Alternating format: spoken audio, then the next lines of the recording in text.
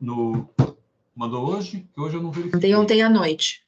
Ah, tá. Muito provável eu não tenha verificado. Eu vou dar uma olhada aqui. Tá, então já tá avisado.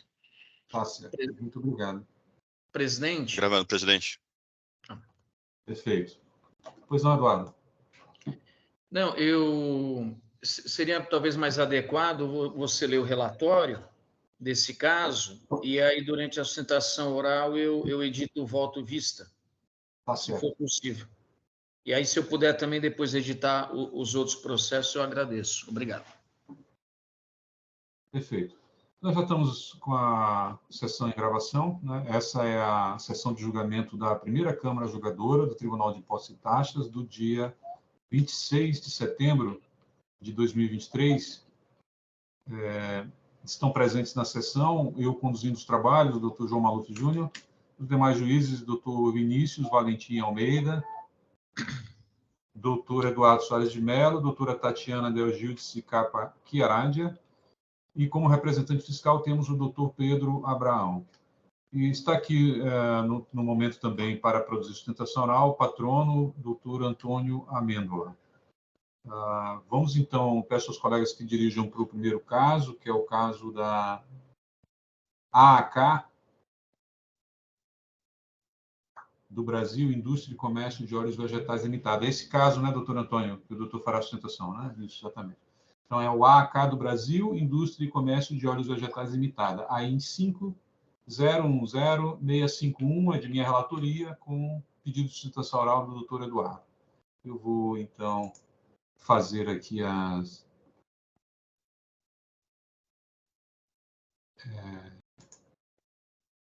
gravações de praxe.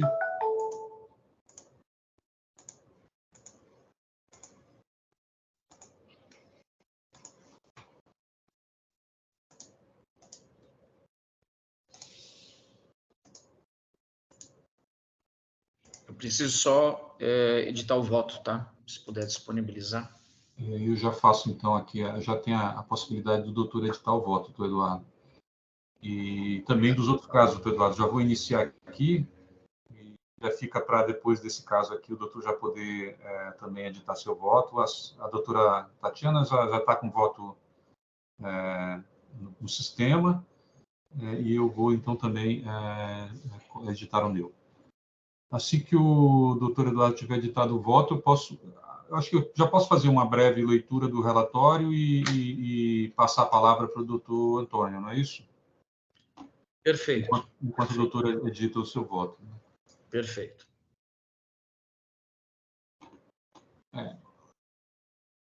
São várias acusações, nesse caso. A primeira é de falta de pagamento, por falta de escrituração de nota fiscal, na operação de saída. E aí temos algumas acusações de crédito indevido, né, 2, 3 e 4, relativa a ativo imobilizado, a notas fiscais de estabelecimento diverso e valor superior ao destacado. E aí temos algumas acusações de falta de escrituração. A primeira é de notas fiscais de operação de saída, a segunda de operações de entrada, e a terceira também de operações de entrada, só que operações não tributárias, né? É o item 7, né, da acusação. É um recurso ordinário e recurso de ofício, né? Ou seja, um recurso misto aqui, né? A representação fiscal propugna pelo não provimento do recurso de ofício, em seu parecer, né? Em recurso ordinário, o contribuinte traz diversas alegações, e houve, então, uma análise aqui do meu voto, né, o voto que eu proferi na sessão anterior, em relação a essas acusações. A primeira questão aqui é que o recurso de ofício eu conheci e não provi o recurso de ofício, né, porque a própria decisão recorrida acolheu, né, os argumentos do contribuinte, e, inclusive, isso foi também adotado pela fiscalização. A fiscalização acolheu os argumentos do contribuinte e propôs também que não fosse, então, que fosse, então, acolhido essas argumentações e cancelado esse item 2 do AIN. Então, em relação ao item 2 do AIN, aqui o recurso de ofício ele não foi provido no meu voto e, portanto, ele fica, então, cancelado, esse item 2 do AIN no voto em que eu proferi. Em relação ao recurso ordinário, eu, indo direto ao ponto, né, a primeira alegação tem a ver com o programa da conformidade fiscal. O contribuinte alega que deveria ter sido dada a ele a oportunidade de se autorregularizar antes que fosse lavrado o auto de infração. Eu entendo que essa não é a praxe da Fazenda, muito pelo contrário, né? Os casos de autorregularização, eles estão dentro do programa da conformidade fiscal e, portanto, eles ficam a critério da Fazenda, né? E eles não substituem, né, as fiscalizações normais que acontecem, né, e que exigem que a fiscalização lavre o auto de infração, caso verificada infração à legislação tributária. Né? E seguindo adiante, em relação aos itens 1 e 3 do AIN, não houve qualquer impugnação, né, do contribuinte, não se verifica qualquer impugnação do contribuinte, portanto, foi lavrado um auto em apartado em relação a esses itens, e eu, então, afasto a alegação de nulidade ou irregularidade da lavratura do termo apartado, de apartação. Em relação ao item 4 do AIN, eu também não apoio os argumentos do contribuinte, ele acreditou-se a maior, né, do destacado no documento fiscal, uma vez que o destaque teria sido, na verdade, feito supostamente a menor pelo fornecedor, né? Então, aí teria havido um erro do fornecedor, segundo alega o contribuinte. Eu entendo que não há nem prova disso, que ainda que houvesse, isso não é o caso do contribuinte proceder dessa forma, né? Se acreditando a maior ao seu bel prazer, né? Há um procedimento previsto na legislação para isso, e também a fiscalização, inclusive, argumentou que se o contribuinte tivesse trazido prova de que o fornecedor teria recolhido a diferença, ainda que não teria destacado, aí se trataria, sim, de ICMS cobrado na etapa anterior e, portanto, o contribuinte poderia até pleitear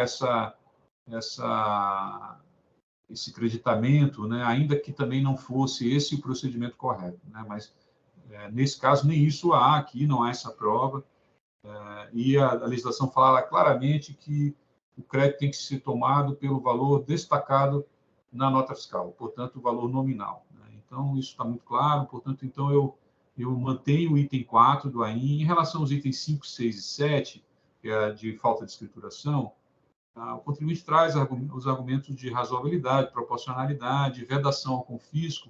Essas questões, elas envolvem a apreciação de matéria constitucional, né? Então, é um tipo de aferição que essa Câmara ela não tem competência, né? Com base no artigo 28 da Lei 13457. Então, eu não conheço dessas questões, como é de praxe aqui nessa Câmara, nós não conhecemos, né? Em relação ao pedido de redução da multa, né, em relação a esses itens 5, 6 e 7, eu também não estou acolhendo. Eu trago aqui a minha justificativa, né? Primeiro porque causa prejuízo a correta apuração da atividade fiscal do contribuinte, né, a falta de escrituração. E eu entendo que o contribuinte também não trouxe nos autos qualquer justificativa, nem mesmo prova que sustentasse para a conduta de deixar de escriturar. Então, eu entendo que não é o caso de reduzir ou relevar a multa. E aí o contribuinte também traz outras questões no seu recurso, né? Por exemplo, ele pede que seja limitada a 70 UFESPs a multa, nos termos do artigo 75B. Eu entendo que não é esse o caso, né? Não há qualquer possibilidade de acolhimento, né? Inexiste na Lei 6374 o referido ao artigo 75B, parágrafo 2º, de modo que não haveria nem como aplicar tal redução por inexistência de fundamento legal. Além disso, quando a legislação trata de estabelecer algum patamar mínimo de 70 UFESPs, o faz com base no parágrafo 3º do artigo 85b da Lei 6374, né? Porém, tal dispositivo não constitui norma que permita a redução da multa por parte do órgão de julgamento, mas simplesmente estabelece um piso, um valor mínimo para o valor das multas que não tenham no seu cálculo original nem atingido esse valor. Ou seja, tal dispositivo aplica-se apenas às multas que não tenham nem atingido o patamar de 70 UFESPs, o que não é o caso dos itens 5, 6 e 7 do presente aí, em razão pela qual o dispositivo não lhes é aplicável. Então, por essas razões, eu, então, neguei provimento ao recurso ordinário, conheci parcialmente, neguei provimento ao recurso ordinário, e conheci e neguei provimento ao recurso de ofício. Eu, então, passo a palavra aqui para o doutor Antônio Amêndola, peço que seja breve, né? A matéria é bastante conhecida, né? Então, doutor Antônio, em seguida eu passo a palavra para o juiz com vista. Doutor Antônio, por favor. Muito obrigado, senhor presidente relator. Bom dia a todos. Obrigado pela atenção com o caso até aqui. Eu vou ser realmente breve, senhor presidente. Só lembrar 2 pontos que eu gostaria de endereçar. Primeiro, e também sem cansá-los, porque já falamos muito na outra sessão sobre isso, a questão dos meus conformes. A recorrente aqui, uma contribuinte subsidiária brasileira de uma multinacional sueca, né, classificada pela própria Secretaria da Fazenda do Estado de São Paulo como um contribuinte bom pagador de impostos, né, classificado como A+. Além disso, as infrações, especificamente de 5, 6 e 7 das multas, elas não resultaram em não recolhimento de imposto. Tá? Então, a expectativa, né, que o contribuinte tinha dentro do programa Não Conformes era que ela fosse notificada para poder regularizar essa situação, que não trouxe prejuízo nenhum ao fisco, não tinha lesividade nenhuma, né? Não tinha lesividade jurídica, porque realmente eram todas operações não tributadas, e nem econômica, porque não deixou de ser pago um centavo sequer aos cofres públicos. Portanto, pelo menos de acordo com a lei 1320, muito caberia a aplicação do programa, né? Como comentei na outra sustentação, muito embora esteja dito conste, né, na redação da lei complementar 220, na critério da seleção, etc., é a critério da sociedade, desde que esses critérios sejam públicos e sejam aplicados de forma isonômica ao que realmente hoje se espera, na época dos fatos aqui, tivesse essa clareza e não tinha. Então, assim, esse é um argumento que a gente coloca, só lembro rapidamente esses pontos para, se ainda houver espaço de reconsideração e cancelamento integral da autuação, mas isso já está vinculado com a próxima questão que o julgador Eduardo, o ilustre julgador Eduardo pediu vista para tratar da questão da aplicação do 517A, a relevação da multa, né? Quer dizer, não houve aqui nenhuma hipótese de fraude, simulação, sonegação, dolo, nenhuma figura que pudesse afastar, nos termos da lei, a aplicação do dispositivo. Como eu falei há pouco, as infrações que a gente está falando aqui, 5, 6, 7, do auto de infração, elas não resultaram no não recolhimento do imposto. Nenhum centavo deixou de ser recolhido para o Estado de São Paulo. Estamos falando de uma empresa que investe bastante aqui no Estado, né? E tem apostado as fichas nesse Estado aqui, na nossa federação. E também, aí faço referência à decisão de piso, né, que não acolheu aí a relevação da multa, dizendo, mas a multa aplicada não corresponde nem a 1% do faturamento da empresa. Mas esse é um critério realmente que não tem respaldo legal, né? Não se sabe se a empresa tem lucro ou prejuízo no período, quantos anos de prejuízo ou de investimento a empresa teve que chegar, teve que aguardar para chegar no momento atual dela, de modo que realmente a recorrente reitera o pedido para que essa turma, por favor, considere essa relevação, porque realmente um contribuinte sério que está aqui investindo no Estado de forma pesada, a manutenção dessas multas dos itens 5, 6 e 7 é realmente, além de legal, uma grande frustração. Então, eu agradeço muito as palavras dessa minha sustentação. Perfeito. Obrigado, doutor Antônio. Doutor Eduardo. Bem, eu parabenizo o patrono pela sustentação oral, bem clara, bem objetiva. Eu vou aqui só localizar e proceder à leitura do meu voto. É um voto simples.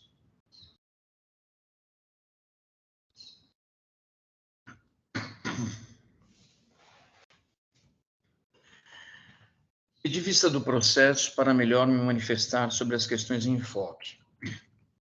Sessão de julgamento realizada perante a Sacolém da Câmara, o ilustre juiz relator João Maluf, a quem rendo minhas homenagens e de quem adoto bem elaborado relatório, constante do voto proferido, 1. Conheceu parcialmente o recurso ordinário e, na parte conhecida, negou provimento. E 2. Conheceu e negou provimento ao recurso de ofício. Acompanhe o ilustre juiz relator no que diz respeito às alegações preliminares da recorrente. Divirjo data vênia no que concerne ao mérito. Ora recorrente, e aí eu transcrevo, né, todas as acusações fiscais na forma contida no relato da infração. E a seguir eu digo: acompanhe o ilustre juiz relator quanto ao reconhecimento da insubsistência da acusação fiscal contida no item 2 do auto lavrado e, como consequência, no que concerne ao não provimento do recurso de ofício.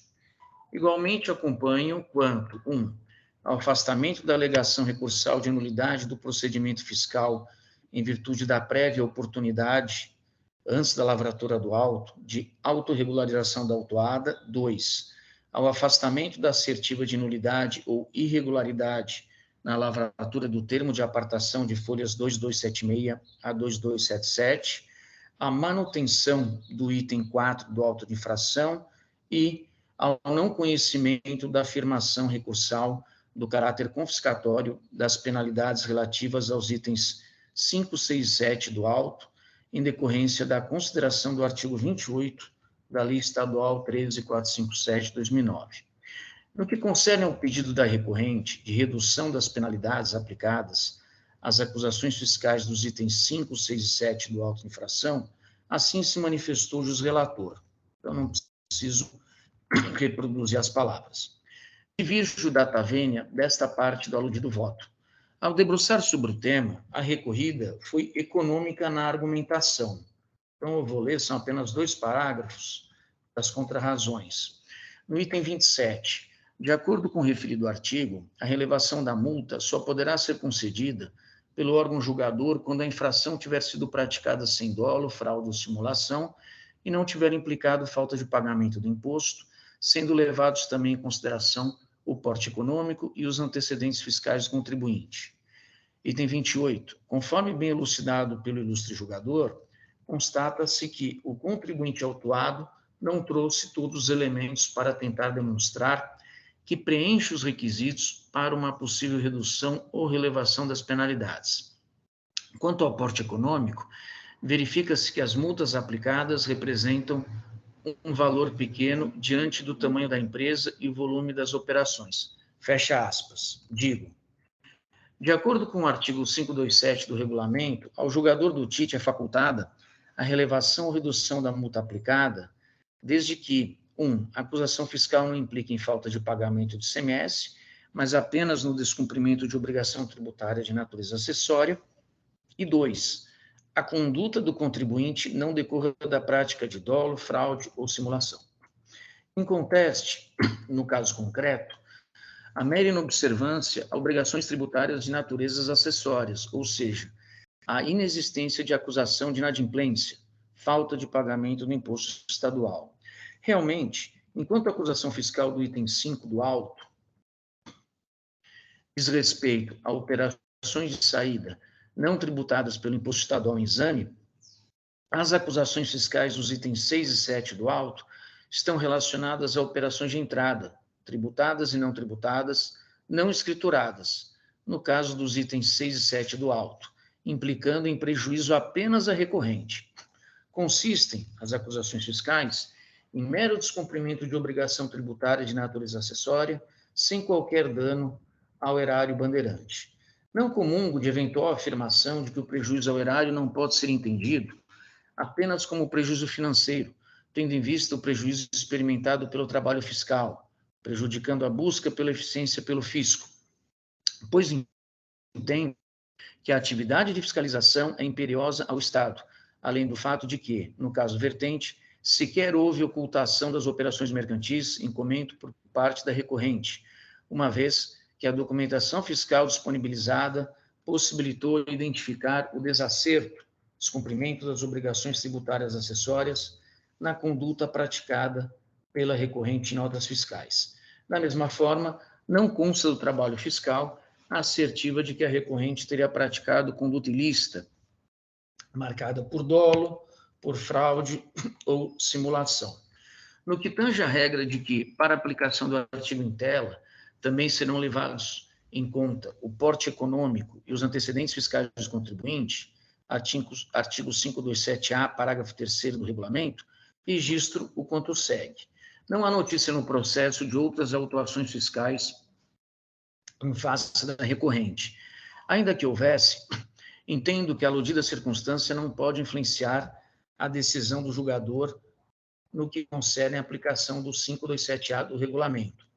E aqui, eu não vou ler, mas, porque os meus pares, a representação fiscal já sabe o que eu penso, mas, resumindo, para que o patrono já tenha conhecimento, eu venho externando os meus votos que não pode haver qualquer ingerência de julgadores, né, dos outros julgadores, juízes de outras câmaras deste tribunal, em relação à matéria. E essa ingerência acaba acontecendo quando a dosimetria da pena, né, o quanto você vai reduzir, se você vai relevar, o quanto você vai reduzir, estiver condicionado a outras autuações, porque a gente não sabe se essas autuações elas realmente eram devidas, a gente pode discordar do entendimento do julgador naquele auto que entendeu pela manutenção da acusação fiscal. Então, eu me alongo nesse sentido, defendendo o livre convencimento do julgador. Indo mais adiante no meu voto, no que diz respeito ao porte econômico do contribuinte autuado, é desprovido de juridicidade e parte de singela presunção a afirmação da recorrida de que, abre aspas, quanto ao porte econômico, verifica-se que as multas aplicadas representam um valor pequeno diante do tamanho da empresa e o volume das operações, fecha aspas. Aqui eu vou ler, embora meus colegas já conheçam meu posicionamento, mas o texto é curto.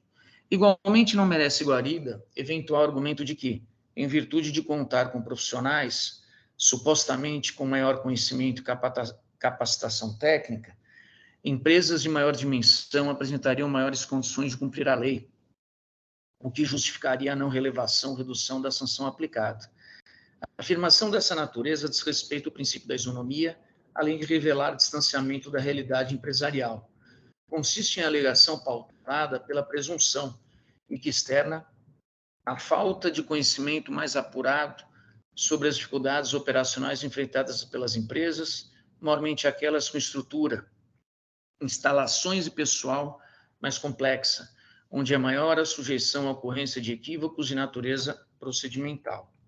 Assim, dou provimento parcial a esta parte do recurso ordinário para reduzir a penalidade considerada para os itens 5, 6 e 7 do auto lavrado, reduzindo a sanção aplicada em 90%, ou seja, mantendo a multa em 10% do valor originalmente levado a cabo pelo trabalho fiscal. Por essas razões, reduzo as penalidades relacionadas às acusações fiscais dos itens 5, 6 e 7 do presente auto. No mais, acompanho o ilustre juiz relator. Em face do exposto, conheço parcialmente o recurso ordinário e, na parte conhecida, dou-lhe parcial provimento e conheço e nego provimento ao recurso de ofício. Reduzo, assim, o débito fiscal. É assim como voto. Muito obrigado, doutor Eduardo. Então, o doutor ele só discorda em relação aos itens 5 a 7 do AIM, em relação à redução da multa. Né? O restante, perfeito. O doutor acompanha o voto. Sim. Eu vou abrir os debates, enquanto os colegas falam a respeito, né? Eu vou refletir um pouco aqui sobre essa questão. Doutora Tatiana. Acompanhei aqui a leitura do voto do Eduardo e eu vou acompanhá-lo. Eu concordo com essa posição com relação à interpretação do artigo 527, e uma vez devidamente preenchidos os requisitos, eu voto junto com ele pela redução. Obrigado, doutora Tatiana. Doutor Vinícius? Eu vou acompanhar o relator, porque eu dou um valor um pouco maior às obrigações acessórias. Então, eu vou acompanhar o relator. Sou desfavorável à redução da multa nesse caso. Perfeito, doutor Vinícius. Ouviu o doutor Pedro?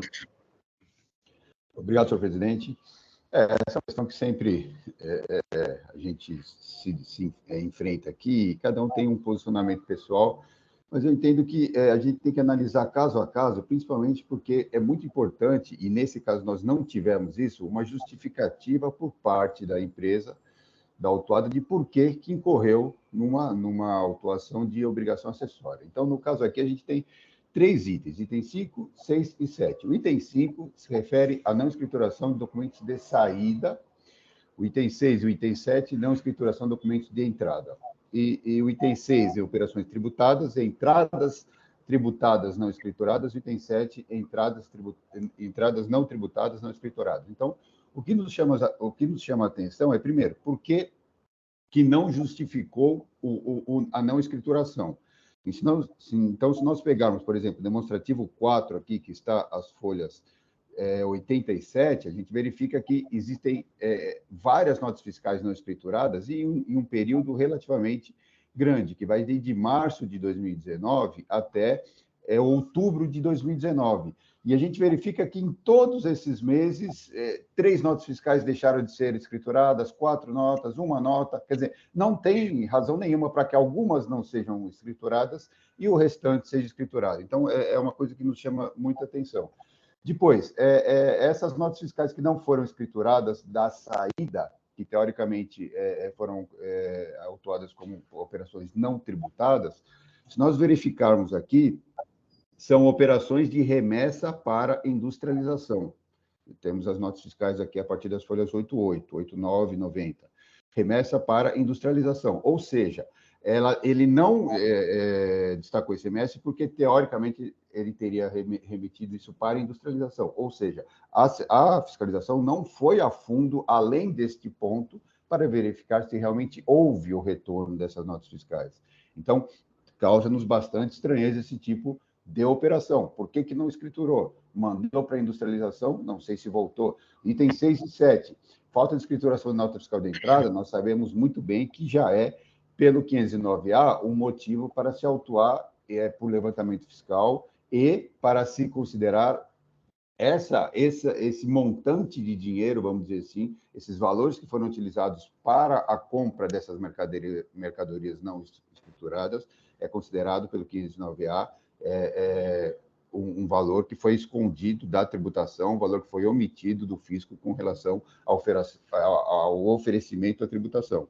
Então, por tudo isso, os itens 5, 6 e 7 são valores elevados, de valores maiores que 3 milhões de reais. Então, por tudo isso, ainda mais uma operação casada, vamos dizer assim, não escriturou entrada, não escriturou saída, sem nenhuma justificativa para isso, com todo respeito, ao voto do doutor Eduardo Soares de Mello, ao qual temos muito respeito, mas somos pela não redução da multa, por todos esses aspectos que nós colocamos, senhor presidente. Muito obrigado. Obrigado, doutor Pedro. Doutor Eduardo? Eu vou ser muito breve nas palavras adicionais, todo respeito ao posicionamento, ao raciocínio do doutor Pedro. Né? A gente sabe que há várias situações em que, isso eu vejo na prática, que a representação fiscal ela tem conhecimento, né, de comportamentos do contribuinte, principalmente do mau contribuinte, mau pagador, e nós, advogados, não conhecemos, né, só quando chegam alguns clientes e quando esses clientes nos revelam o que acontece. Então, a representação fiscal ela tem uma experiência, uma expertise maior em relação a isso. Por outro lado, por mais que se possa vislumbrar algum equívoco, até alguma má-fé do contribuinte, ela precisa constar do processo, do auto de infração, né? Então, se houvesse realmente uma sonegação, uma falta de pagamento, ela estaria descrita na infração e aí não poderia sequer se aplicar o 527A. Como a gente não pode partir de presunção, ainda que pautado em experiência que se tenha, e como aqui está claro que houve um mero descumprimento de obrigação tributária acessória, a acusação não fala em inadimplência, eu entendo que é o caso, considerando aí as outras razões trazidas no meu voto, pela redução da penalidade, mas com todo respeito ao doutor Pedro. Senhor presidente, me desculpe, eu esqueci de citar um fato importante aqui também. Nós fizemos uma consulta aqui no histórico da recorrente, nós encontramos um outro auto em 2018, em que há uma série de acusações, um auto que tem, deixa eu ver aqui, 7 acusações, entre elas, 1, 2, 3 acusações, é um auto semelhante a este, que nós estamos julgando, em que os itens iniciais cobra-se a falta de pagamento de imposto, item 5, deixou de escriturar documentos fiscais, item 6, deixou de escriturar documentos fiscais, item 7, escriturou indevidamente documentos fiscais. Então, o item 6 deste outro auto, é um auto de 2018, portanto, anterior a esse, deixou de escriturar documentos fiscais no montante de 50 milhões de reais. Isto eu entendo que eu posso trazer neste momento, porque é disso que a Câmara busca a verdade material, esta é a verdade material. Existe um outro auto de 2018, com infrações semelhantes a essa e mais grave, bem mais grave, porque deixou de escriturar notas fiscais no valor de 50 milhões de reais. Notas fiscais de entradas em mercadorias não tributadas. Portanto, o antecedente também não a socorre e somos pela não redução, senhor presidente. Permita a minha parte, presidente. Não só essa autuação, como o doutor Pedro citou, pode ser interpretada em desfavor da empresa, conforme o parágrafo 3º do artigo 527-A, mas todas as notas do demonstrativo 4 são para a mesma empresa, o que também me causa certa estranheza e reforça o meu sentimento de que a multa não deve ser relevada. Viu? Era o que eu queria dizer. Perfeito. Muito obrigado. Pois não, doutor Eduardo. Sem querer polemizar, eu costumo aceitar argumento não, mas documentação apresentada depois da prestação de defesa, né, até em busca da verdade material, né, em prestígio aos princípios da eficiência do processo administrativo, da celeridade, para evitar uma sucumbência no âmbito judicial. Mas, assim, eu penso de forma distinta também, com todo respeito ao doutor Pedro, em relação a se trazer, né, aqui, por exemplo, a existência de um auto nos debates, né, isso não foi trazido na peça da represtação fiscal, né? Doutor Eduardo, desculpa. Na verdade, essa questão é retórica, argumentativa, né? Se eu fosse realmente me basear nesse fato, aí sim, de fato, eu teria que incluir isso no meu voto, né? Então, mas assim, é a força retórica, né, do argumento, né? Eu trouxe, isso realmente pode fazer com que os juízes pendam para um lado ou para o outro, mas se esse não for o fundamento do julgado, eu não preciso nem colocar isso nos autos, né? Não precisa nem... Então, esse debate eu acho que é infrutífero. Eu acho que a questão aqui, para mim, que realmente me deixa desconfortável, é a falta de qualquer justificativa por parte do contribuinte, né? Por ter tantas notas fiscais que não foram escrituradas, né? Eu pedi esse tempo para ficar olhando o quantum, né? O montante da multa, né? Essas multas aqui, elas são de 10% do valor da operação, no caso das operações de entrada, e de 5%. E aí a gente vai no DDF, no caso da operação de saída, de 5% porque não é tributado, né?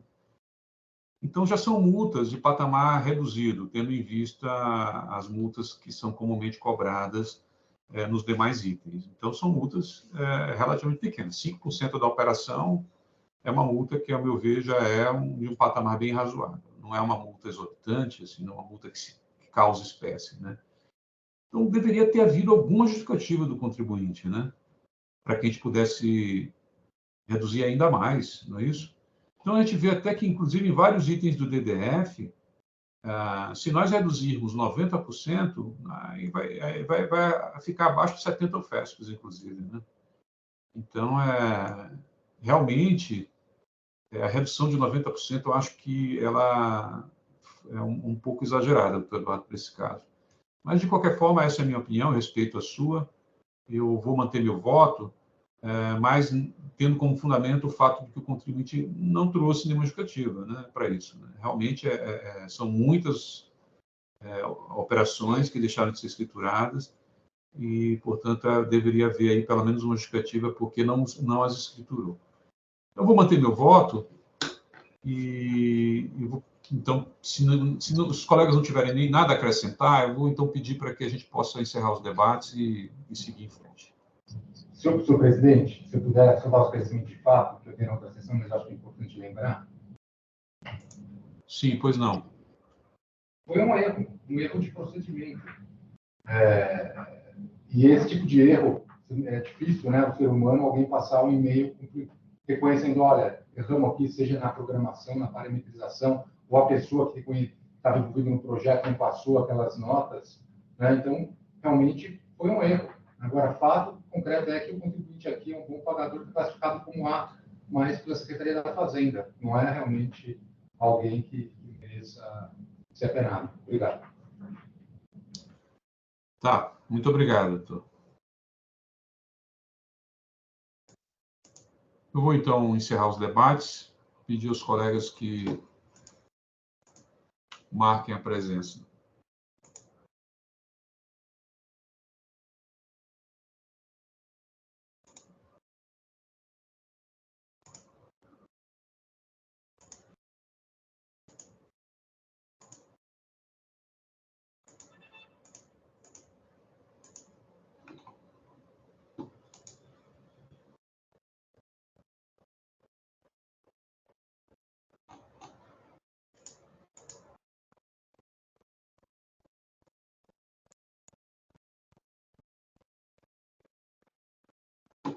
Então, verificando o quórum.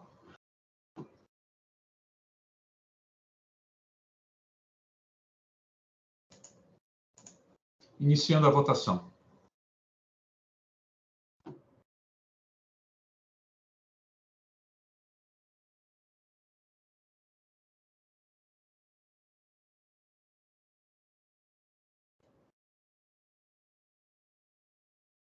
A votação realizada, o processo de AAK do Brasil, Indústria e Comércio de Óleos Vegetais Limitada, AI 5010651, teve o seu recurso ordinário, recurso de ofício conhecido e negado provimento, e o recurso ordinário conhecido e não provido, e negado provimento também, em decisão não unânime.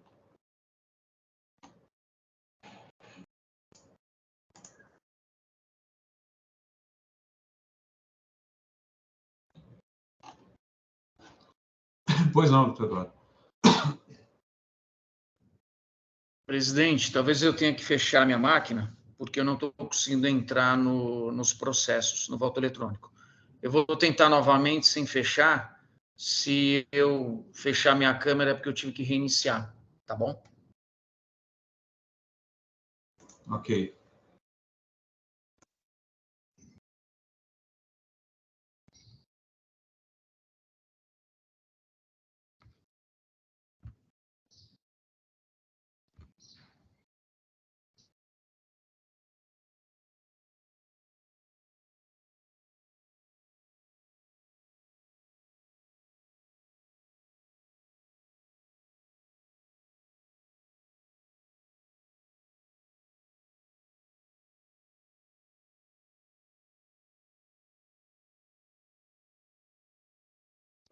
Agradeço a presença aqui do doutor Antônio.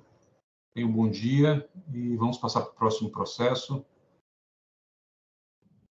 Senhor presidente, eu que agradeço toda a atenção da turma com o caso, conosco aqui. Um excelente dia para os senhores, bom trabalho. Muito obrigado.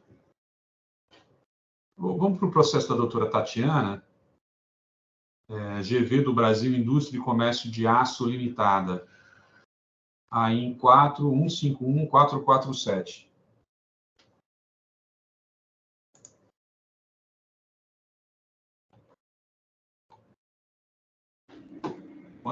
Enquanto isso, a gente aguarda. Esse não tem sustentação oral, né, doutor João? Não tem. Pode seguir, né, na leitura e voto? Aqui para frente não tem sustentação Tá. oral, né? Então, assim, só resumo. Pode falar. Peço que a doutora aguarde só um minutinho, vamos ver se o doutor Eduardo entra. Eu aguardo o seu ok para começar, então. O seu voto já está disponível no sistema, os colegas já podem fazer a leitura.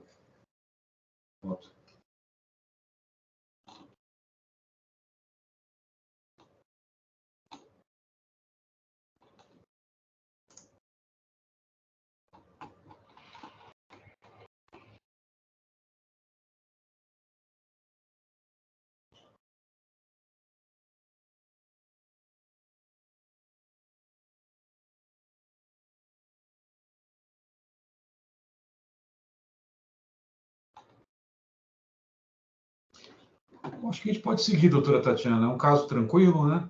O doutor Eduardo alcança a gente. Não deve demorar. Então, resumindo aqui, é um auto de infração que contém um relato de apenas uma infração, recebimento de mercadorias desacompanhadas de documentação fiscal, por conta de notas fiscais que foram declaradas inidôneas, por conta do fornecedor não regularmente encontrado pelas autoridades fiscais. Na impugnação, a recorrente ela alega que teria apresentado toda a documentação solicitada pela fiscalização, comprovando a ocorrência das operações, a declaração de nulidade da empresa fornecedora posterior à realização das operações e alega excessividade de multa. A fiscalização defende a autuação fiscal, o auto foi mantido em decisão de primeira instância, interposto recurso ordinário admitido, contra as razões da representação fiscal, vieram os autos para julgamento. Então, este é o relatório. Então, sigo aqui no item número 9. Conheço do recurso, pois preenchido os requisitos de admissibilidade. Como visto, a questão principal em discussão nos presentes autos reserva-se a análise da boa-fé do recorrente quando do recebimento de mercadorias desacompanhadas de documento fiscal, uma vez que as notas fiscais emitidas pelo fornecedor sucata foram declaradas inidôneas pelo fisco após a ocorrência das operações. De acordo com a recorrente, as operações teriam sido realizadas e a infração somente teria sido identificada pela fiscalização depois de mais de um ano da ocorrência das operações, uma vez que o fornecedor foi declarado inapto, tendo a adscrição estadual tornado nula devido à inexistência do estabelecimento. Entretanto, analisando os argumentos de defesa e as provas juntadas aos autos, a interpretação conferida a casos semelhantes, entendo que não se sustentam as razões da recorrente. Como amplamente já discutido neste egrégio tribunal de impostos e taxas nos últimos anos, restou consignado, com base no entendimento firmado pelo STJ em sede de recurso repetitivo, que o contribuinte de boa-fé tem direito ao acreditamento de ICMS quando da nota fiscal declarada inidônea após a ocorrência das operações em respeito ao princípio da não cumulatividade. A demonstração da veracidade da operação de compra e venda está intimamente ligada à comprovação da efetiva ocorrência das operações, mediante a prova de prévia diligência do contribuinte de boa-fé, comprovada de acordo com a orientação deste egrégio do tribunal, baseada em documentos que comprovam, por exemplo, a transação comercial, o transporte e entrega de mercadoria, pagamento do preço, além de irregularidade cadastrada ao fornecedor consultado à época, conforme dados fornecidos pela própria administração e contribuintes. É exigido do contribuinte de boa-fé que ele tenha sido diligente antes de comercializar com seus fornecedores, conferindo sua regularidade conforme meios e instrumentos que estavam à sua disposição quando da realização das operações, a fim de comprovar o creditamento, mesmo diante da posterior declaração de idoneidade do fornecedor, que caracterizou a sua idoneidade das respectivas notas fiscais. Exige-se do contribuinte as diligências normais que o homem médio, por exemplo, teria em seu alcance para se certificar da regularidade do fornecedor. Trata-se, portanto, de matéria exclusivamente de provas que depende da análise de todo o conjunto probatório, não apenas de um único elemento de prova. Pois bem, no presente caso, a recorrente foi autuada por creditamento indevido de ICMS, não sendo automaticamente ela não foi autuada por creditamento indevido, não sendo automaticamente aplicado o precedente do STJ no caso concreto. Entretanto, valendo-se das alegações de boa-fé, acredito possível avaliar as suas evidências, a fim de, ao menos, avaliar se a recorrente teria sido diligente em comercializar com o fornecedor para, ao menos, reduzir a penalidade na qual foi aplicada.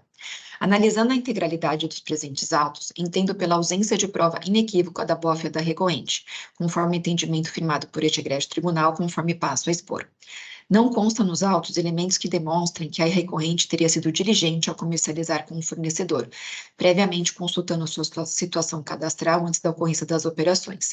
Não consta sequer consulta ao Sintegra antes da ocorrência das operações, pesquisa de situação cadastral ou identificação de localização do estabelecimento e regularidade do fornecedor.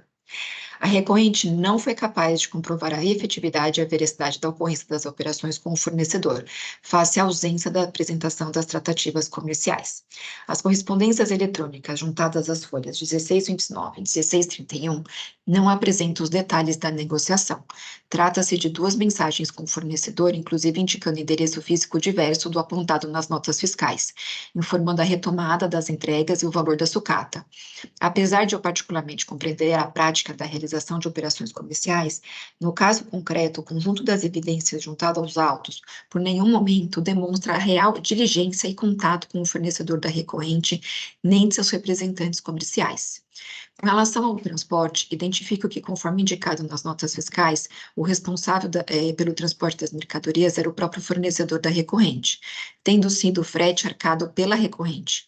De qualquer forma, não foram juntados aos autos cópia dos conhecimentos de transporte. De acordo com a autuação fiscal, o transportador das mercadorias em questão, inclusive, foi autuado pela ausência de emissão destes documentos.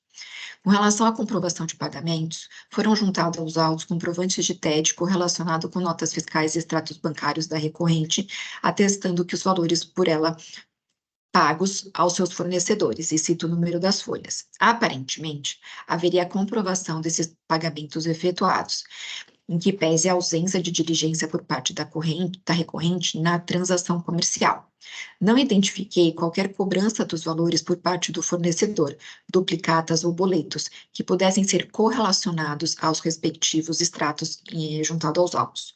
Considerando que a boa-fé é necessária, considerando que a configuração de boa-fé é necessária a análise de todos os elementos de prova conjuntamente, não somente um elemento, entendo que esse conjunto probatório juntado aos autos não há prova inequívoca da boa-fé da recorrente, conforme exigido pela correspondência à jurisprudência deste tribunal. Como já afirmado, da análise dos documentos apresentados, não é possível identificar que a recorrente foi de fato diligente para ser considerada contribuinte de boa-fé, de modo a afastar a infração ou promover a redução da sua penalidade.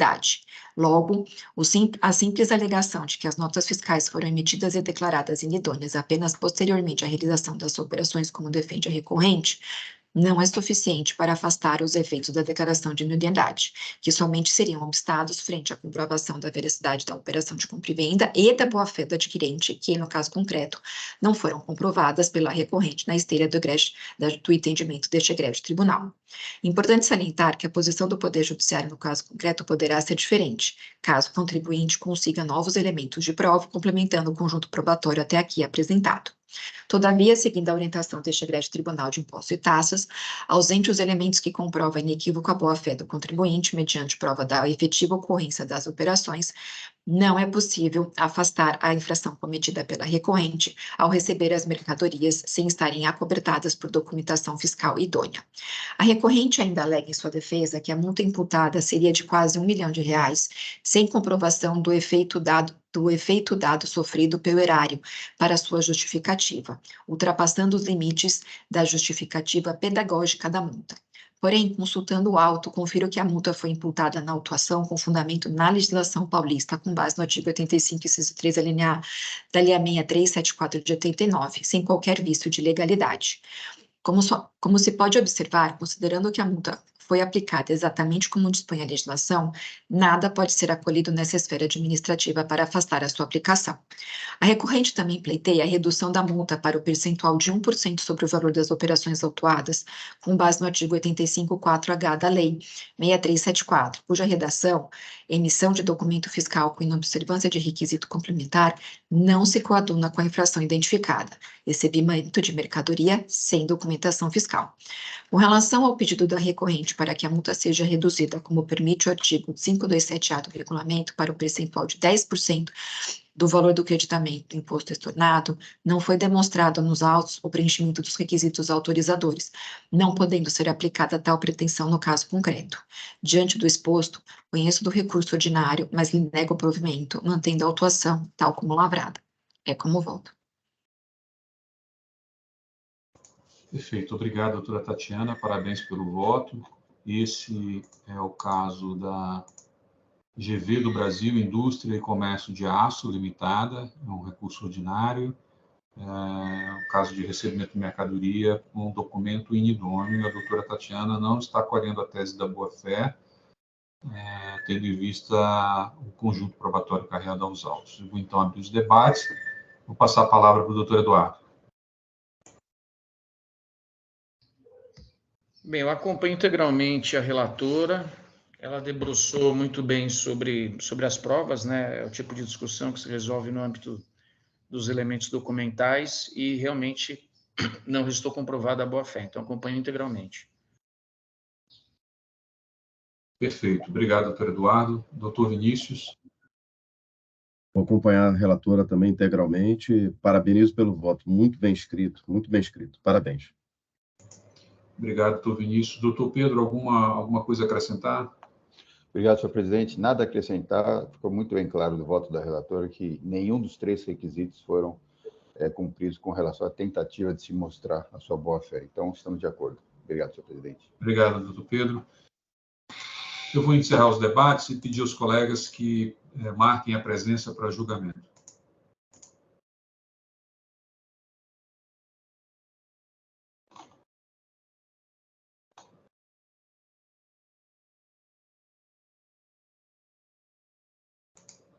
Iniciando a votação.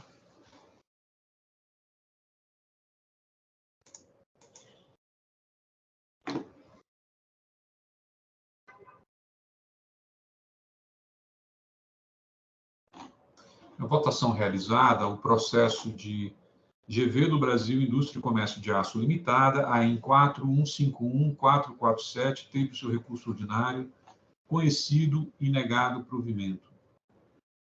Decisão unânime. Encerrando aqui a votação, vamos passar para o próximo processo. Temos aqui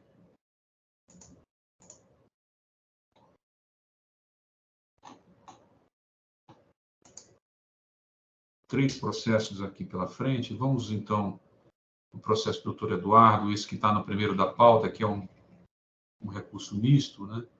Comércio de Cereais Alho Minas Limitada. Pode ser, doutor Eduardo? AIM 4135118. Perfeito. Deixa eu só aqui localizar o ponto do voto. Só um segundo.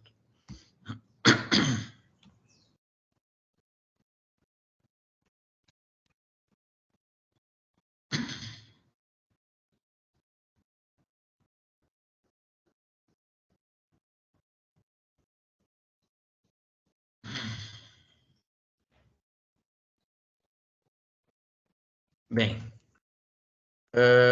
então aqui o que a gente tem são 2 acusações fiscais, tá? Uma é de falta de pagamento do ICMS importação.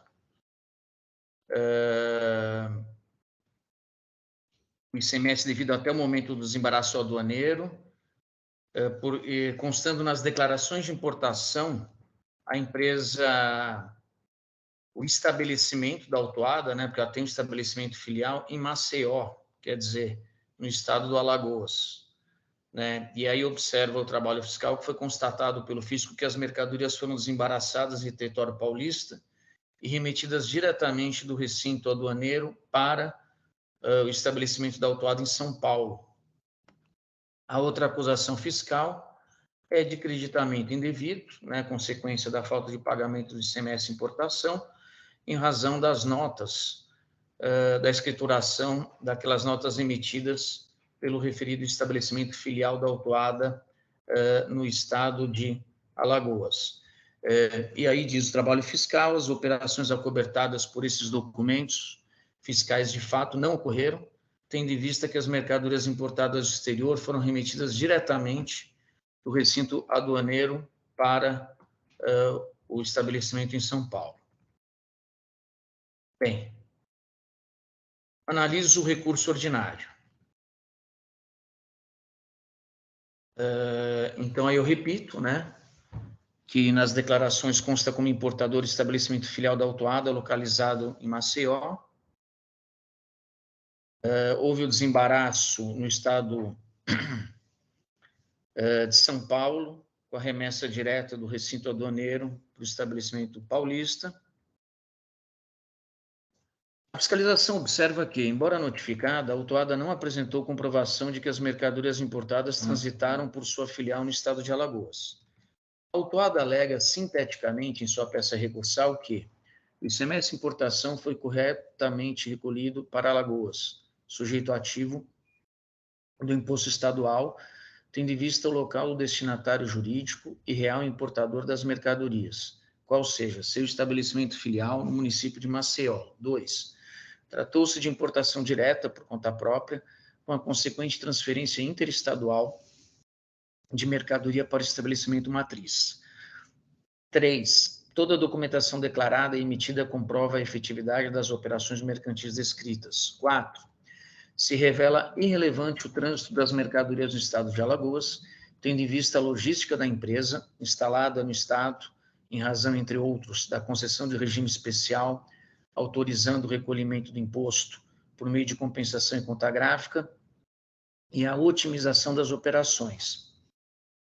Além do fato de que o STF já desconsiderara o critério da entrada física da mercadoria importada para a definição dos sujeitos ativo e passivo do imposto estadual nas importações, fixando tese em sede de repercussão geral ao enunciar o tema 520. E a quinta alegação da recorrente. O estabelecimento da filial no estado de São Paulo não teve qualquer participação na importação das mercadorias descritas nas operações escritas, desculpe a redundância, na respectiva documentação fiscal. Aqui eu botei mais o item, mas não tem. Se disso tratar-se, no caso vertente, de operações mercantis de importação direta, por conta própria, haja vista a inexistência de intermediários, como ocorre nas importações por conta e ordem de terceiro, em que figura a trading company, prestando serviço consubstanciado, entre outros, no empréstimo de seu nome para o despacho aduaneiro. Além de não restar configurado, no caso concreto, a hipótese de importação por encomenda. Importador, mediante acerto prévio com o encomendante, arca com os custos decorrentes da operação mercantil para a ulterior revenda de mercadoria àquele que as encomendou.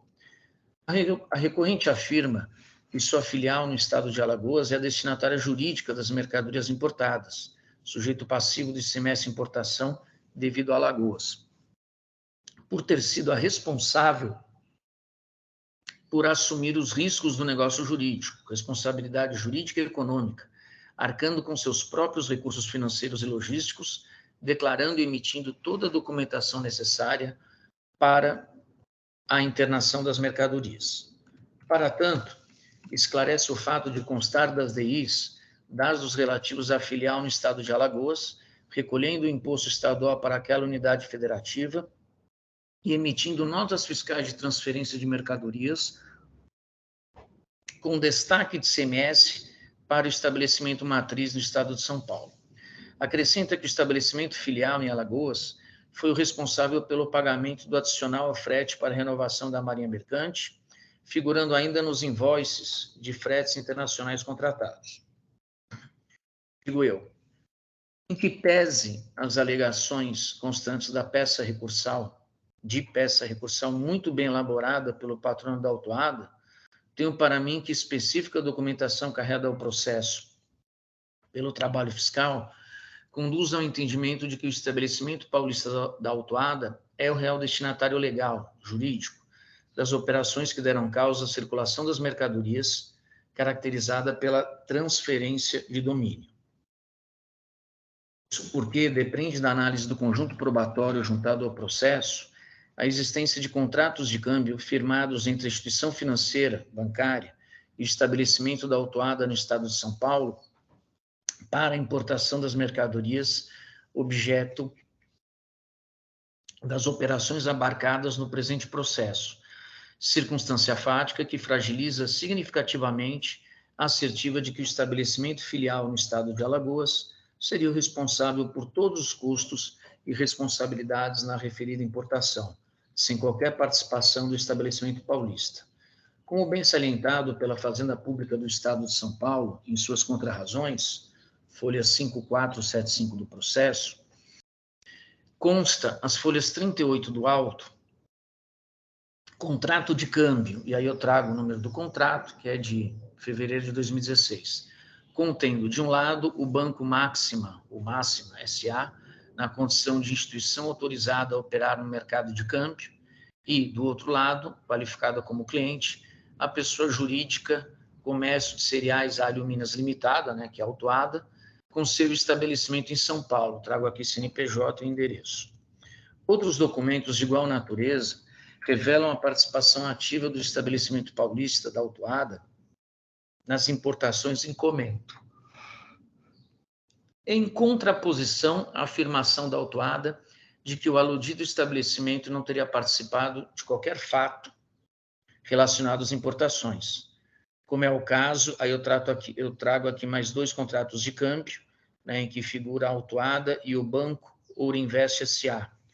Então, é o contrato de número 153304936, trago as folhas do processo em que se encontra, assim como o contrato de número 187252015, firmado entre as mesmas partes contratantes, além de outros contidos no presente auto.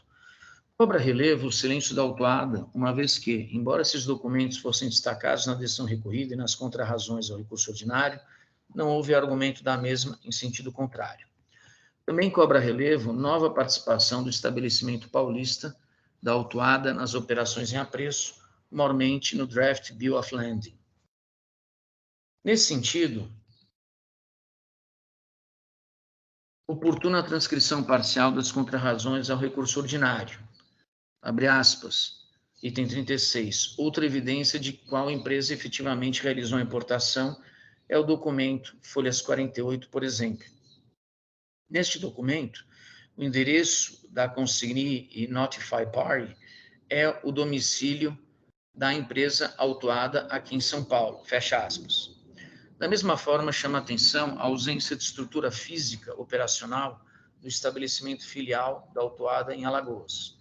Não há como imaginar que a sala 6 do imóvel, a rua tal, né, que é Arapiraca número 4, que nessa sala existe estrutura para desembarque e armazenagem de mercadoria, sobretudo se tratando de produtos que demandam refrigeração especial em razão de sua natureza, sob pena de perecimento. Além disso, como bem observado no processo, as proporções de uma sala não condizem com a substancial movimentação de mercadorias que, de acordo com a maioria de cada nota fiscal emitida, supera a quantidade de 20 toneladas.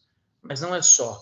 A decisão recorrida evidencia que, vou ler porque é só um parágrafo, em relação ao contrato de locação relativo ao estabelecimento filial em Alagoas, o qual firmado pelo estabelecimento matriz de São Paulo, conforme cópia juntada às folhas tais, no qual assinala a vigência a partir de 1º de março de 2016, pelo período de 1 ano, com renovação automática por manifestação de parte, não alcança todos os fatos tributários que compreende a presente exigência fiscal, ou seja, não alcança os eventos relativos ao mês de janeiro de 2016, revelando que no referido mês sequer havia estrutura administrativa para a prática de eventos comerciais. Fecha aspas. Pondero que, em que pese as conclusões oriundas do exame do mencionado contrato de locação de imóvel, mais uma vez se viu o silêncio da autuada. A falta de estrutura física do estabelecimento filial da autuada, em Alagoas, desde o início da celebração do aludido contrato de aluguel da Sala 6 da Rua Arapiraca, número 4, no município de Maceió, leva a crer que as operações mercantis em seu nome, descritas em parte da documentação fiscal de importação pertinente, nunca tiveram como objetivo o Estado de Alagoas como destinação das mercadorias importadas. Me pauto no acervo probatório trazido ao processo para entender que o destinatário jurídico das mercadorias importadas é o estabelecimento paulista da mesma, autuada, nos termos da decisão proferida pelo STF em sede de repercussão geral, no ARI 665-134 de Minas Gerais, e que, ao firmar o tema 1520, aqui eu fui redundante, mas tudo bem, firmou a diretriz segundo a qual, abre aspas, sujeito ativo da obrigação tributária do CMS incidente sobre mercadoria importada é o Estado-membro no qual está domiciliado ou estabelecido o destinatário legal da operação que deu causa à circulação da mercadoria com a transferência de domínio, fecha aspas.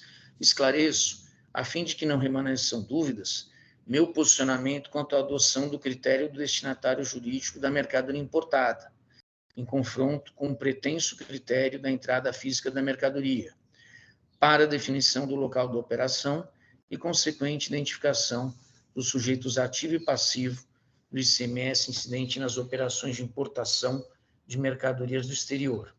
O local do desembaraço aduaneiro da mercadoria é juridicamente relevante para tal mistério, para estabelecer quem paga e a quem é recolhido o imposto estadual.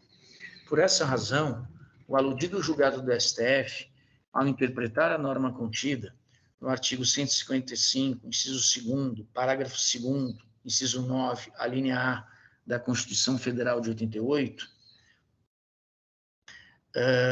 debruçou sobre o caso concreto para descartar o ingresso das mercadorias no Estado de São Paulo, para quem o imposto estadual havia sido recolhido pelo contribuinte parte daquele processo, reputando primordial a destinação da mercadoria, no caso, o Estado de Minas Gerais, para onde estariam endereçadas as matérias-primas importadas para sofrerem processo de industrialização com ulterior retorno ao Estado bandeirante. Considerou, assim, o estabelecimento filial paulista mero intermediador, sendo o estabelecimento mineiro considerado o verdadeiro destinatário jurídico nos seguintes termos. Aí acho que eu não preciso ler. Aí vem a conclusão do STF. Penso que a situação supramencionada se assemelha ao presente auto porque, assim como ocorrera naquele caso, deflui do conjunto probatório deste processo que a destinação das mercadorias, desde o início, era a unidade federativa distinta daquela registrada em específicos documentos de importação. Justifica-se a ênfase dada neste voto à decisão do STF no ARI 665-134, pois, 1. Foi fixada a tese jurídica do tema 520, e 2.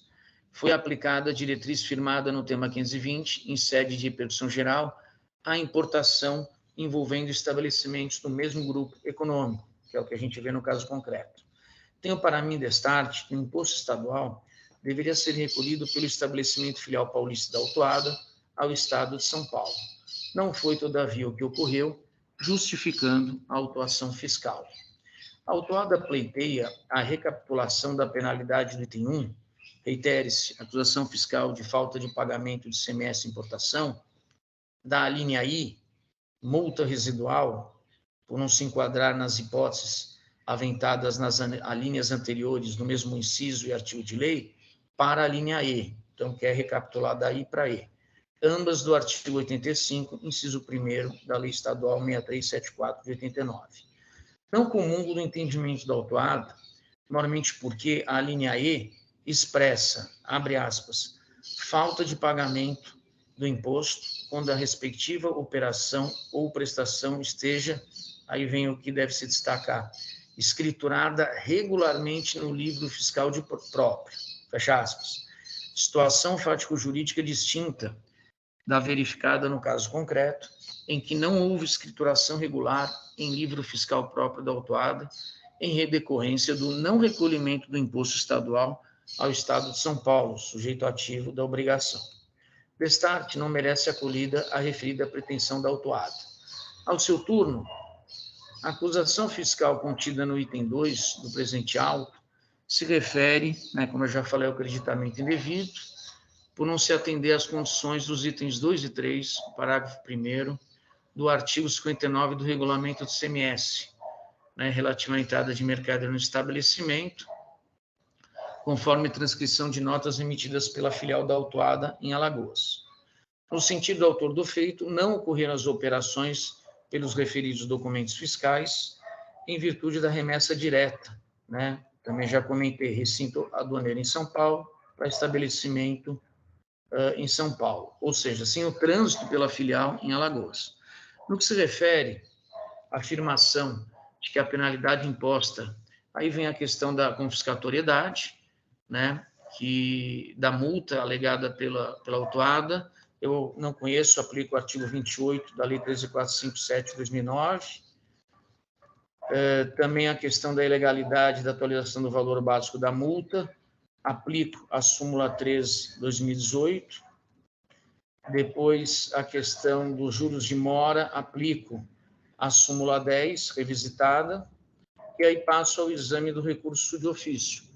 Como mencionado no voto, a acusação fiscal do item 2 é o creditamento indevido, por não se atender os itens 2 e 3, parágrafo 1º do artigo 59 do regulamento. De acordo com o agente fiscal de rendas competente, existiram as operações supostamente amparadas pelas notas fiscais, porquanto não houve o devido trânsito das mercadorias importadas em Alagoas, mas a remessa direta para São Paulo. A Fazenda Pública se insurge em relação à parte da decisão recorrida, que recapitulou a penalidade imposta pela infração de creditamento indevido do artigo 85, inciso 2º, a linha C para a linha J do mesmo dispositivo legal, julgando parcialmente o auto de infração com redução do débito fiscal. A linha C estabelece penalidade para as infrações de creditamento indevido em virtude da escrituração de documento que não atenda às condições do item 3, parágrafo 1º do artigo 36 da referida lei, independente da entrada no estabelecimento. Por sua vez, a linha J fala em crédito indevido do imposto, em hipótese não prevista nas alíneas anteriores, e aí traz a penalidade de 100% do valor do crédito. A autuada argumenta o acerto dessa parte da decisão recorrida, recapitulação da linha C para a linha J, com a argumentação de que, 1. Não houve mitigação ao artigo 36, parágrafo 1º, item 3 da mencionada lei, e 2. A decisão recorrida teria reconhecido a existência de documentos fiscais emitidos pela empresa de forma regular, ainda que de forma inapropriada. Documentação fiscal, na realidade, inapropriada. Então, esse foi o argumento utilizado para a decisão recorrida. Ainda pondera que a documentação fiscal é hábil por atender às exigências legais, não se tratar de notas fiscais desclassificadas pelo trabalho fiscal ou inidôneas, apresentar todos os campos devidamente preenchidos, serem emitidos por contribuinte em situação regular com fisco, e inexistir qualquer simulação por parte do estabelecimento em Alagoas ou São Paulo. Digo, data vênia, tenho como correta a aplicação da aludida à linha C, porque houve escrituração de documento com descumprimento às normas constantes em seu item 3, parágrafo 1º, artigo 36. Isso porque a acusação fiscal é expressa quanto à infração de crédito devido, em razão da escrituração de documentos que não atendem às condições dos itens 2 e 3, parágrafo 1º, artigo 59 do regulamento. Norma correspondente à do artigo 36, parágrafo 1º, item 3, da Lei 6374 de 89, relativamente a entradas de mercadorias no estabelecimento da autuada. A conclusão decorre da emissão de notas fiscais do estabelecimento filial da autuada, não obstante o acervo probatório juntado ao processo demonstrar, como já analisado nesse voto, a inexistência do trânsito das mercadorias no estado de Alagoas, além da participação do estabelecimento paulista nas operações de importação, entre outros. Diferente do que apregou a autuada, a documentação não pode ser considerada hábil, uma vez que retrata a operação que, na verdade, não existiu na forma descrita na documentação fiscal por ela, autuada, emitida. Dito de outra forma, as notas fiscais emitidas pelo estabelecimento filial alagoano não são hábeis para legitimar o pretendido direito ao crédito do ICMS, porque não atendem às condições estabelecidas nos itens 2 e 3, parágrafo 1º, artigo 59 do regulamento.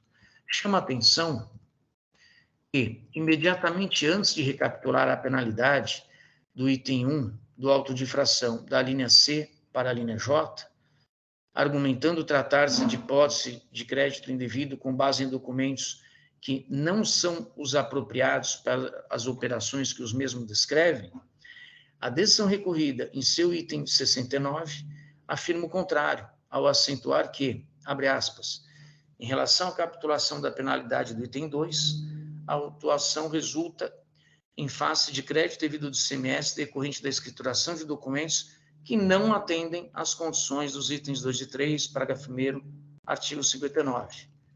A gente vê aí, no mínimo, uma contradição. Precisadas essas considerações, conheço o provimento ao recurso de ofício para adequar a infração contida no item 2 do auto de infração à tipificação específica existente para as hipóteses de crédito devido do ICMS com base em documento que não atende às disposições do artigo 59 do regulamento, artigo 36 da Lei 6374 de 89. Em face do exposto, conheço parcialmente o recurso ordinário e, na parte conhecida, dou o provimento parcial, e conheço e dou provimento ao recurso de ofício, reduzindo o débito fiscal. É assim como voto. Perfeito, obrigado, doutor Eduardo. Eu vou acompanhar. De fato, tem as questões lá da autuação no período de 2016 e 2017, então é o caso de aplicar a súmula revisitada, e também a questão do recurso de ofício, é tudo perfeitamente colocado pelo doutor. Parabéns pelo voto. Doutora Tatiana. Doutor Eduardo, acompanhei a leitura do seu voto. Inicialmente, parabenizo pela dedicação e complementação e apontamento de todos os detalhes com relação às provas. Vou acompanhá-lo integralmente. Obrigado, doutora Tatiana. Doutor Vinícius. Doutor Eduardo, também lhe parabenizo. O caso é complexo, mais do que parece. Parabéns pelo voto e pela dedicação nesse trabalho, e vou acompanhar integralmente também. Obrigado, doutor Vinícius. Doutor Pedro. Obrigado, senhor presidente. Perfeito voto, doutor Eduardo. Muito bem colocada essa questão do destinatário jurídico, que realmente é o Estado de São Paulo e tem farto conjunto probatório trazido pelo fisco nesse sentido. E com relação a essa recapitulação, a gente deu uma olhada na decisão de primeira instância, com todo respeito, não consegui entender por que ele recapitulou para a J, sendo que é a linha específica, a que foi utilizada, a linha C, que se enquadra exatamente no que aconteceu nos autos, porque não houve uma operação de remessa de mercadoria interestadual para o Estado de São Paulo. Então, perfeito o voto do relator, estamos de acordo, senhor presidente. Perfeito, obrigado, doutor Pedro. Eu já, então, encerrei os debates. O doutor Eduardo registrou seu voto, e eu peço, então, a presença do doutor Vinícius. Já teve a presença. Vamos iniciar a votação. Peço aos colegas que votem agora.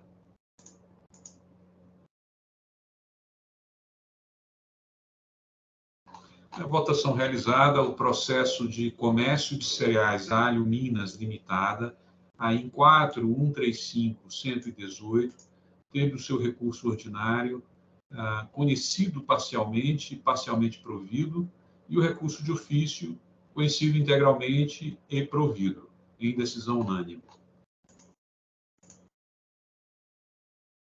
Vamos para o próximo processo. Eu tenho, na pauta, segue o processo de minha relatoria, né? é o processo da Luz-Inox. Peço aos colegas, então, que se dirijam ao processo da Luz-Inox Limitada, AIN 4138106. É um pedido de retificação de julgado, uma decisão que foi proferida por essa primeira Câmara Julgadora, inclusive de minha relatoria, em que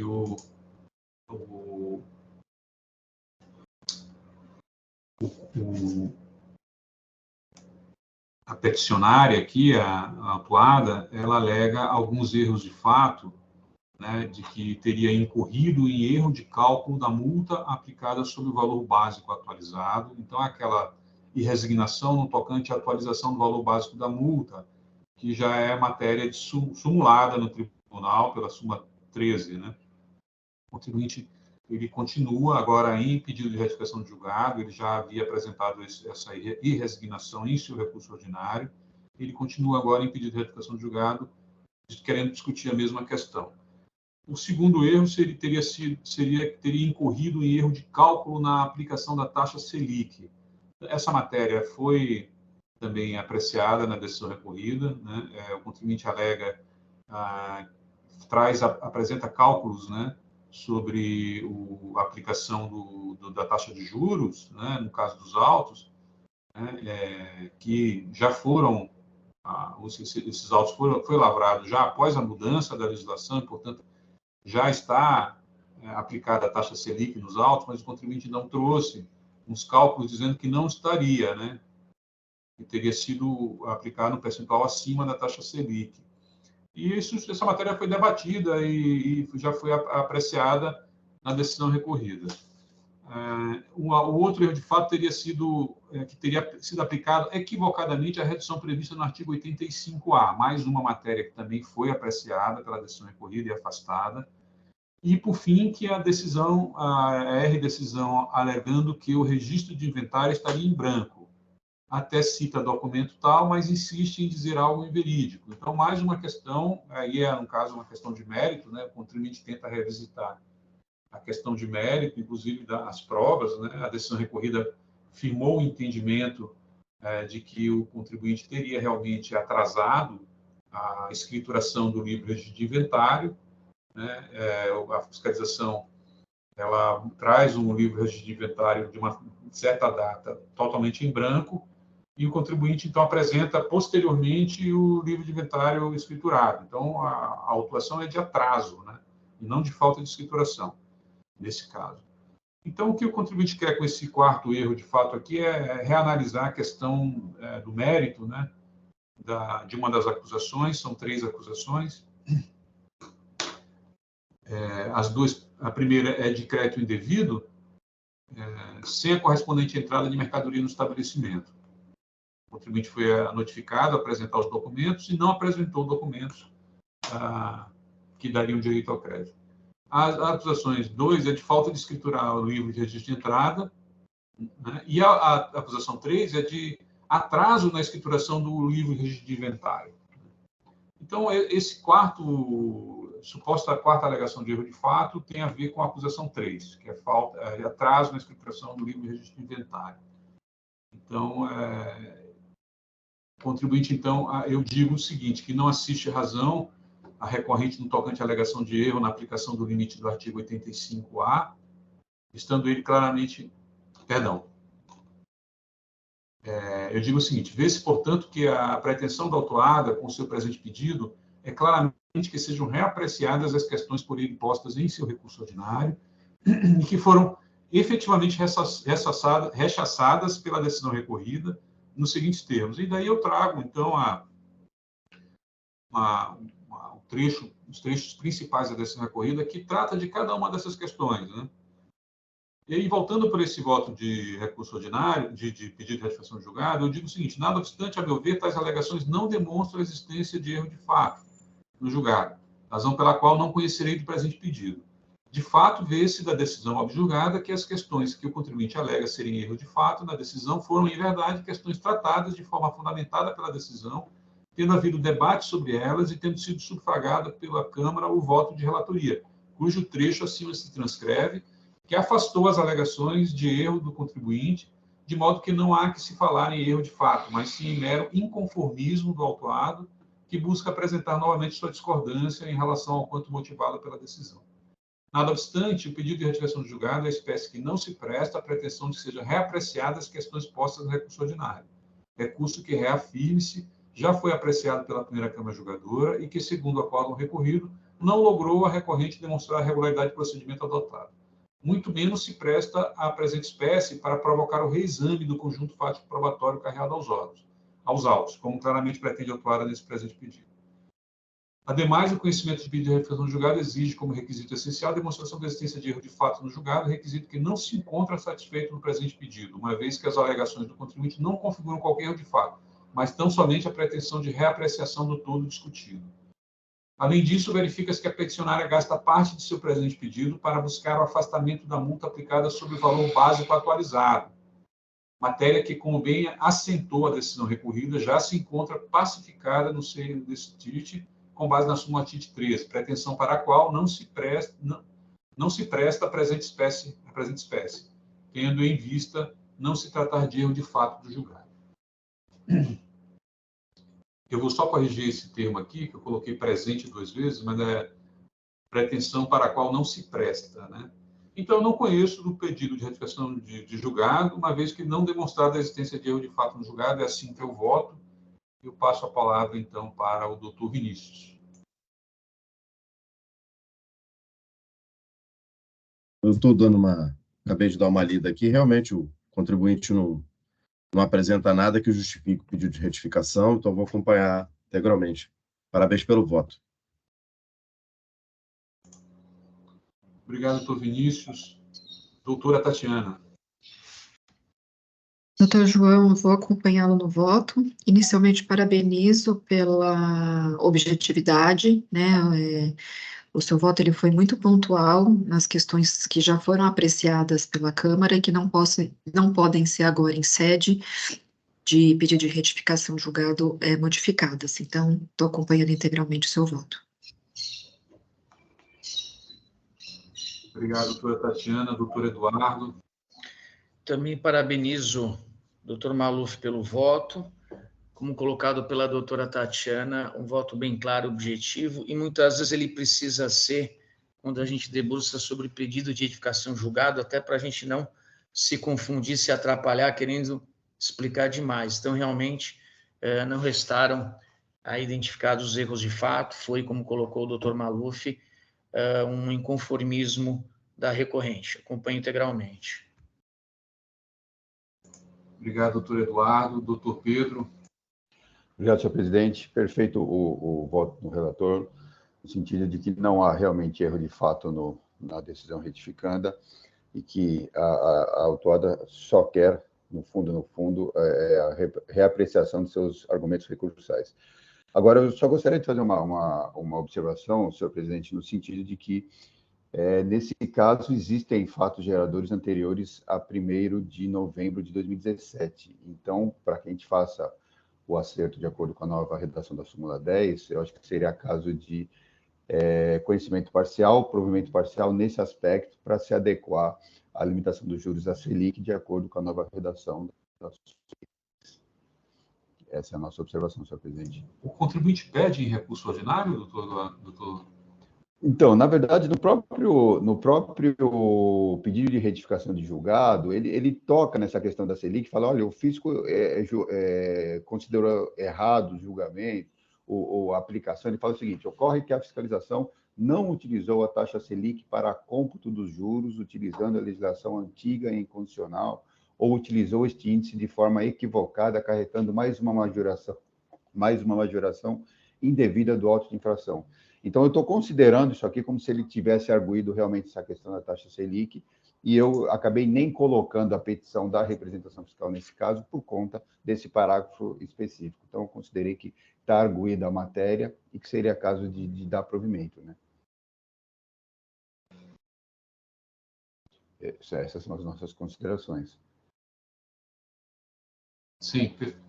Peço ver, né, doutor Maluf? Está na página 1125, ele pede pelo erro de cálculo na aplicação da taxa Selic. E ele, em seguida, apresenta uma tabela que ele vem desde janeiro de 2017. Então, dá para depreender realmente que está incluído no pedido dele. É possível. Vou fazer aqui uma pequena alteração. Pedir desculpa aos colegas. Vou reabrir aqui os debates para poder alterar aqui meu voto, só para dar provimento em relação à súmula TIT 10, na sua nova redação. Se o senhor quiser registrar, o pedido dele está na página 1125 e a tabela 1127.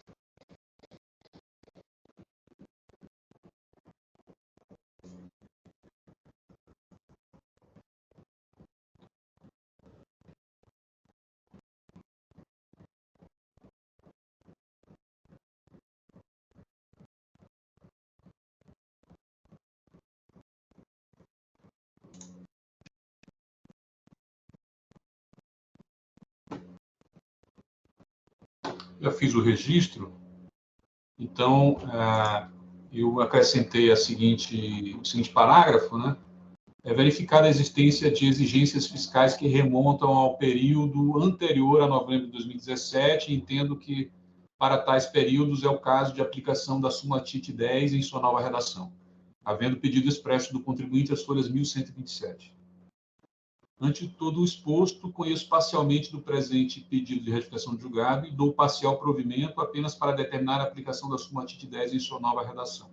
Acho que ficou claro e objetivo, né? Perfeito, senhor presidente. Obrigado. Obrigado, doutor Pedro. Obrigado, doutor Vinícius, também pela ajuda. Então, vou, encerrar. E fica, conhecido parcialmente provido o pedido de retificação do julgado e, da mesma forma, o recurso ordinário. Fica conhecido, já havia sido conhecido parcialmente, né, no seu julgamento, mas havia sido negado provimento. Agora, então, ele fica com parcialmente provido, né?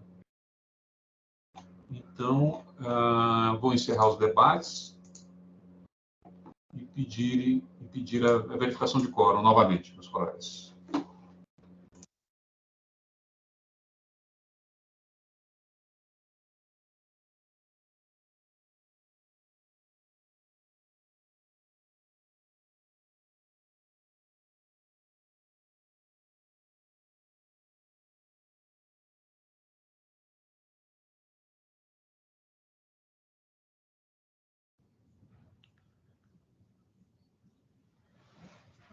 Havia caído a minha conexão. Aconteceu algo? Não. Não, tá. Houve só um ajuste no voto com relação à questão da taxa Selic, tá? Ah, tá. É isso, eu estava acompanhando. É só para confirmação do voto, confirmação da presença, doutor Eduardo, na votação do processo de Luz Inox Limitada.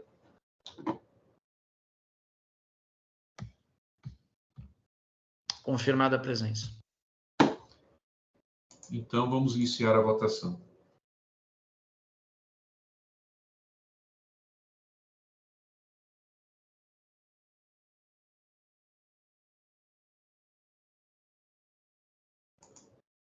Encerrada a votação, o processo de Luz Inox Limitada, AIN 4138106, teve o seu recurso ordinário, o seu pedido de retificação de julgado, conhecido parcialmente provido, de modo que também assim o é o seu recurso ordinário em decisão unânime.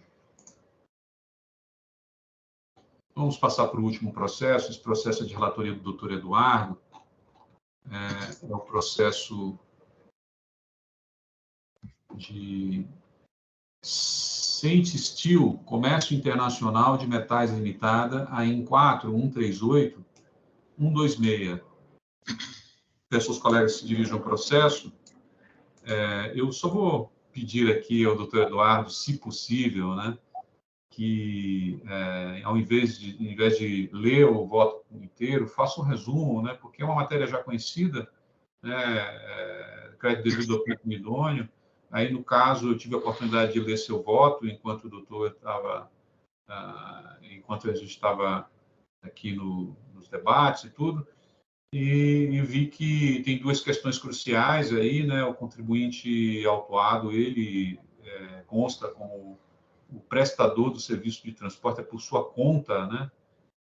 Em situação de contribuintes fornecedores que não se encontravam no endereço, né? Então, realmente, essa é uma questão importante, né? Como é que pode, né, nesses casos, o contribuinte alegar boa-fé, se foi ele mesmo, né, que transportou as mercadorias, de onde vieram essas mercadorias, né? E o caso também dos comprovantes de pagamento, né, que aí são comprovantes de pagamento daquele naipe, né, de Pag4, enfim. E acaba que não houve nenhum outro documento que efetivamente trouxesse aqui fizesse, né, esse link, né, desses extratos do Pag4 com os efetivos beneficiários, né, dos valores pagos. Enfim, eu tive a oportunidade de ler o voto, está muito bem posto, né, o voto do doutor Eduardo, e, se possível, eu gostaria de pedir que o doutor fizesse um resumo do voto, se possível, né? Doutor Eduardo. Perfeito. Então, aqui são 3 acusações de creditamento indevido com inidôneo.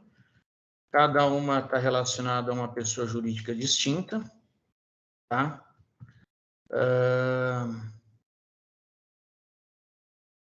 Deixa eu caminhar aqui.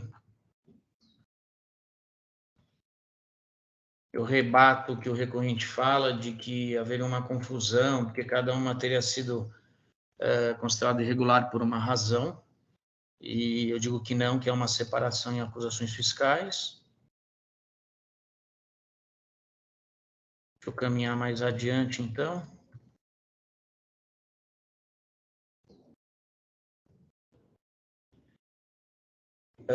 Entendo que não houve decadência, porque se aplicou 173.1 do CTN, de acordo com súmula 9/2017 do TIT.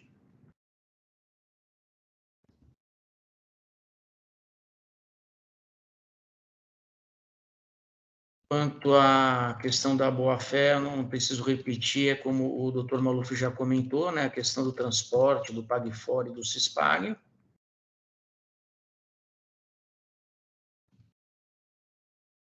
Estou adiantando aqui mais, além.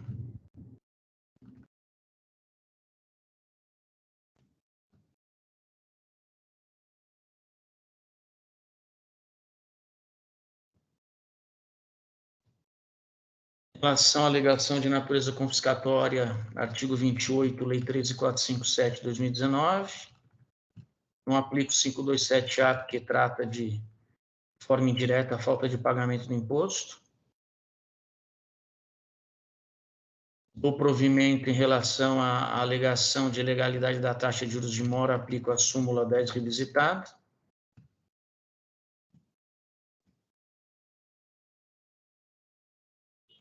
Ao final, conheço parcialmente o recurso ordinário na parte conhecida do parcial provimento, reduzindo o débito fiscal. É assim como voto. Muito obrigado, doutor Eduardo. Atendeu as minhas expectativas de forma até acima das minhas expectativas, mas o seu voto está muito bem redigido, né? Eu acho que é um voto que é um exemplo aqui para mim, inclusive, vou usá-lo, né? Especialmente a questão da discussão que o doutor faz a respeito do Pague-Fora, né? Eu agradeço por ter sido bastante conciso aí e feito um resumo do seu voto. Vou acompanhá-lo integralmente. Então, vou passar a palavra para o doutor Vinícius. Vou acompanhar o doutor Eduardo integralmente também. Estou acabando de ler o voto aqui, mas concordo com toda a sua argumentação, inclusive muito bem fundamentada. Parabenizo. Muito obrigado, doutor Vinícius. Doutora Tatiana. Eu demorei um pouquinho que eu estava terminando de ler o voto aqui. Vou estar acompanhando o doutor Eduardo. Parabenizo ele pela extensão do voto, muito profundo. Pelo que eu acompanhei aqui, ele fez uma análise muito precisa com relação aos documentos e as provas juntadas, identificando a ausência da prova da boa-fé, e vou acompanhá-lo integralmente, doutor Maluf. Perfeito. Doutor Pedro. Obrigado, senhor presidente. Estamos de acordo aí ao minucioso voto proferido pelo doutor Eduardo, principalmente porque essa questão do frete por conta do destinatário espanca qualquer tipo de arguição de boa-fé, né? Então, estamos de acordo, senhor presidente. Obrigado. Perfeito, doutor Pedro, muito obrigado. Então, o doutor Eduardo já registrou seu voto e eu peço, então, aos colegas a presença para julgamento.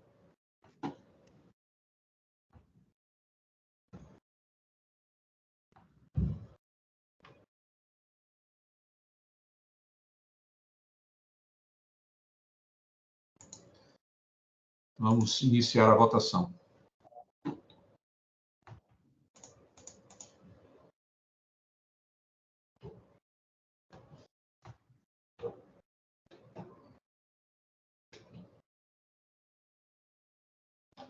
A votação realizada, o processo de Sant Steel Comércio Internacional de Metais Limitada, a EM 4138126, teve o seu recurso ordinário conhecido parcialmente e parcialmente provido em decisão unânime.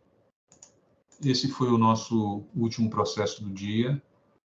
Eu agradeço a presença de todos, estou muito feliz de ter retornado aqui e no meu primeira sessão após as férias, encontrar uma sessão como é de praxe aqui nessa Câmara, né, de alto nível, votos muito bem feitos, né, e a participação de todos de forma bastante ativa e bem atenta, especialmente do doutor Pedro, doutor Vinícius também, doutora Tatiana, doutor Eduardo, muito obrigado. E vamos em frente. Até a próxima sessão, vou passar a palavra para cada um dos colegas para fazer suas considerações finais. Doutora Tatiana. Seja bem-vindo, doutor João. Parabéns pela condução dos trabalhos na manhã de hoje. Acho que a gente conseguiu fazer um debate produtivo e bem proveitoso. Parabenizo pelos votos, doutor Eduardo e doutor João, e até a próxima semana, terça-feira. Boa semana a todos. Muito obrigado, doutora Tatiana. Boa semana. Doutor Vinícius. Obrigado aqui pela acolhida nessa sessão. Muitos bons votos, muito bem fundamentados. Foi um prazer estar aqui, né, substituindo nessa oportunidade. Queria só ressalvar o doutor Pedro Abraão por ter percebido ali a Selic, que não tinha sido pontuada no voto. Parabéns, parabéns. Obrigado a todos e até uma próxima oportunidade. Perfeito. Muito obrigado, doutor Vinícius. Até a próxima oportunidade. Muito obrigado pela sua participação. Seja sempre bem-vindo. Doutor Pedro. Obrigado, senhor presidente. É um prazer, mais uma vez, participar dessa Câmara. Parabéns pelo trabalho desenvolvido aí na presidência, sempre bastante tranquilo na condução dos trabalhos, bastante democrático. Agradeço aos colegas aí pelos primorosos votos, que nós sempre aprendemos muito nos debates jurídicos. Doutor Vinícius, venha mais vezes, será muito bem recebido nessa Câmara. Um abraço a todos e nos encontramos terça-feira que vem. Obrigado. Muito obrigado, doutor Pedro, e parabéns por essa semana gloriosa, né? Parabéns ao doutor Eduardo, parabéns a todos nós aqui, doutora Tatiana, doutor Vinícius. Então, sigamos em frente, né? Brasileirão, né? Estamos aí. Então, essa foi a sessão de julgamento da primeira Câmara Julgadora, do dia 26 de setembro de 2023. Um grande abraço, até a próxima sessão.